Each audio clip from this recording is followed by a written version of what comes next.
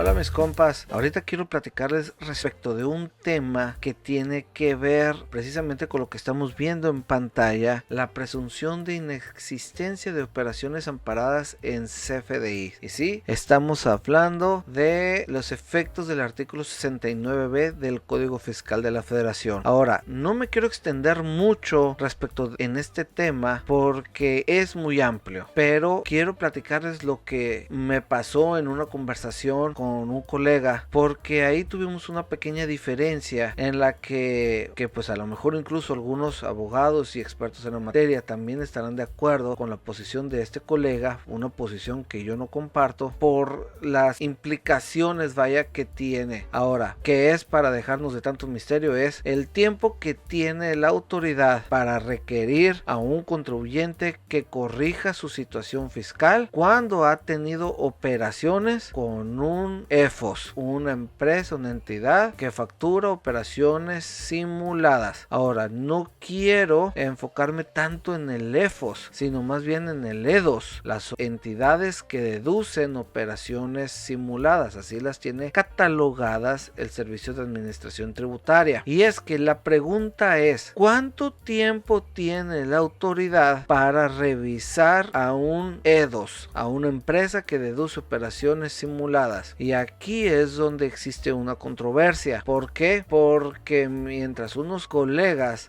señalan el artículo 67 del Código Fiscal de la Federación, en el apartado donde dice, bueno, que la autoridad tiene hasta 5 años para revisar a un contribuyente, o sea, en 5 años caducan más bien las facultades de las autoridades para revisar a un contribuyente, para determinarle créditos fiscales, contados a partir de cuando se presenta la declaración del ejercicio. Es decir, si la autoridad me va a revisar a mí mis operaciones del 2024 y yo presento fielmente mi declaración en marzo del 2025, que es cuando se presentan la de las personas morales, bueno, a mi persona moral la autoridad puede revisarme hasta el año, tenemos 25, 26, 27, 28, 29, 30, hasta marzo del 2030 para revisar operaciones del 2024. Ahora bien, supongamos que yo tengo por ahí unas facturas de un EFOS y la autoridad detecta ese EFOS. Vamos a suponer que la autoridad publica en el listado de factureras a ese EFOS en enero del 2030. La pregunta es, ¿hasta cuándo tiene la autoridad para requerirme que corrija mi situación fiscal, suponiendo que me fenecieron los 30 días de plazo en el que yo pude interponer alguna aclaración para acreditar que las operaciones fueron hechas? Es decir, cuando una autoridad publica en el listado de factureras que existe una empresa que factura operaciones simuladas que resulta ser tu proveedor, tú a partir de ese momento tienes 30 días para acreditar que esas operaciones con tu proveedor sí fueron reales. Ahora bien, si no acreditaste en ese lapso las operaciones con tu proveedor fueron reales, la pregunta es, ¿la autoridad hasta cuándo puede requerirte a ti que corrijas tu situación fiscal? Y es aquí donde muchos abogados fiscalistas señalan, bueno, que esas autoridades fenecen hasta que se cumple el plazo de los 5 años a partir de cuando se presentó la declaración del ejercicio. Sin embargo, me llama la atención el criterio de PRODECON, que es la Procuraduría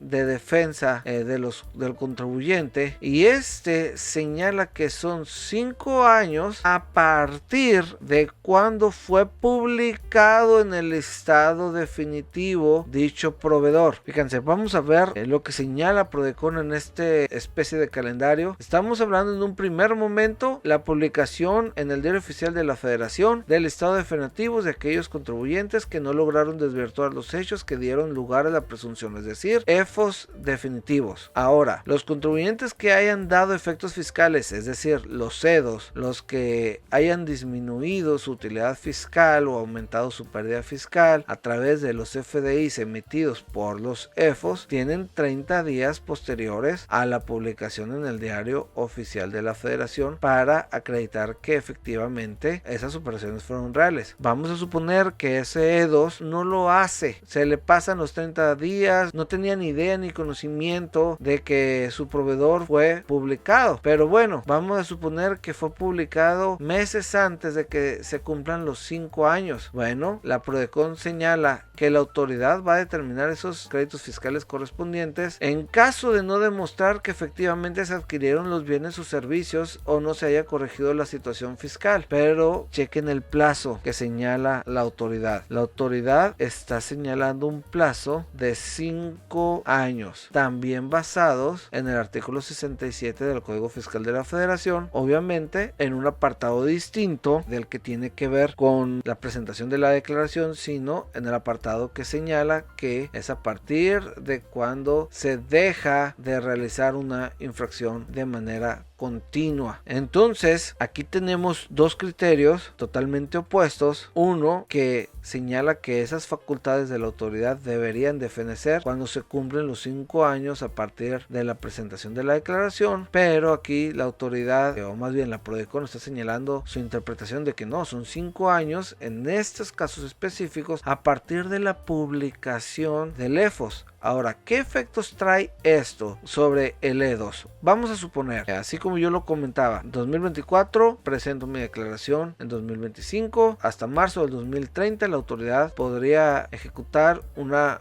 revisión normalita, ejercer sus facultades de comprobación, pero vamos a suponer que en enero del 2030, ya 2 meses antes de que se fenezcan las facultades de revisión normal por el ejercicio 2024, sale publicado un proveedor que yo ni en cuenta que tenía un descontrol administrativo, pero resulta que las operaciones sí fueron reales, pero qué sé tú, muchas cosas pueden pasar porque una empresa fue catalogada como operaciones simuladas. No siempre se trata de acciones con dolo, sino que también puede ser falta de controles administrativos adecuados para acreditar que las operaciones sí se llevaron a cabo. Entonces vamos a suponer que en enero del 2030 fue publicado ese proveedor. Entonces hay gente que puede interpretar, bueno, la autoridad tiene esos 2 meses para requerirme que me corrija, para requerirme que acredite, para requerirme pues alguna circunstancia especial con ese proveedor. Sin embargo, aquí Prodecon dice no, o sea, son 5 años a partir de la publicación del EFOS que la autoridad puede requerir información relacionada con las operaciones de el EFOS, y o más bien